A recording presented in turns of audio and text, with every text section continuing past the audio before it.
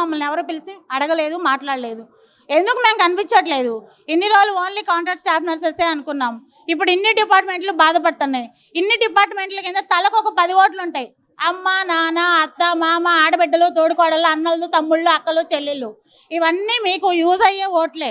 దయచేసి ఇది ఒకసారి గమనించాలి. అన్ని డిపార్ట్మెంట్లు కలిస్తే ఎలా ఉంటుందో కూడా ఒకసారి చూపించాలి అని అంటే ఇప్పుడు జస్ట్ ఓన్లీ ప్రతి జిల్లాలో లీడ్ చేస్తున్న లీడర్స్ మాత్రమే ఇక్కడ గ్యాదర్ అయ్యారు.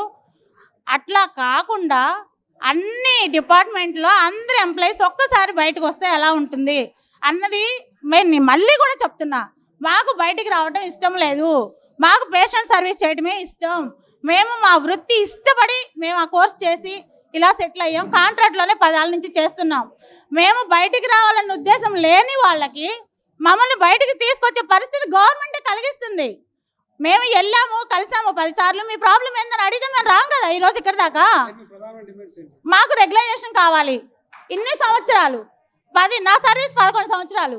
11 సంవత్సరాల నుంచి నేను ఇట్లానే ఉన్నా. నాతో పాటు ప్రైవేట్లో చేస్తున్న అమ్మాయి 1,25,000 తీసుకుంటుంది. మరి ఎక్కడ ఇది న్యాయం?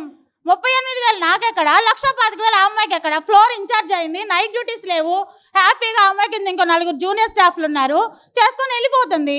ప్రైవేట్ హాస్పిటల్, మంచి మంచి ప్రైవేట్ హాస్పిటల్ హైదరాబాద్ వెళ్ళారు, ఫ్యామిలీ సెటిల్ అయిపోయినాయి వాళ్ళే. ఈరోజు మాకు ఏది లేదు, మాకు ఒక లోన్ లేదు. బ్యాంకుకి వెళ్తే నేను రీసెంట్గా ఇల్లు కొనుక్కోవడానికి బ్యాంకుకి వెళ్తే నువ్వు కాంట్రాక్ట్ ఎంప్లాయీ అమ్మా, నీకు లోను రాదు. మరి మాకేంటి? మేము ఎన్ని సంవత్సరాలు మా లైఫ్ ఇట్లా స్పాయిల్ చేసుకుంటూ మా వయసు అయిపోయి మా మోకాలు నొప్పులు వస్తున్నాయి, నడుములు అరిగిపోతున్నాయి, మాకు ఏజ్ ఎబో అయిపోతుంది. మేము ఇంకెన్ని సంవత్సరాలు ఇలా చేయాలి? మాకు ఇంప్లిమెంట్ అయినప్పుడు మేము ఎందుకు ఇంత కష్టపడాలి?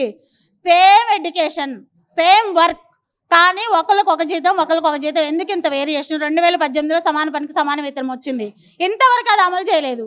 మాకు చాలని జీతాలతో మా కడుపు కొట్టుకొని మా శ్రమ దోపిడి దోచుకొని ఎంతకాలం మమ్మల్ని ఇట్లా అన్యాయంగా మా శ్రమను దోచుకొని మమ్మల్ని బాధపడతారని మేము ఈ మీడియా ద్వారానే గవర్నమెంట్ని క్వశ్చన్ చేయాలనుకుంటున్నాం. మా బాధను ఇప్పటికైనా అర్థం చేసుకొని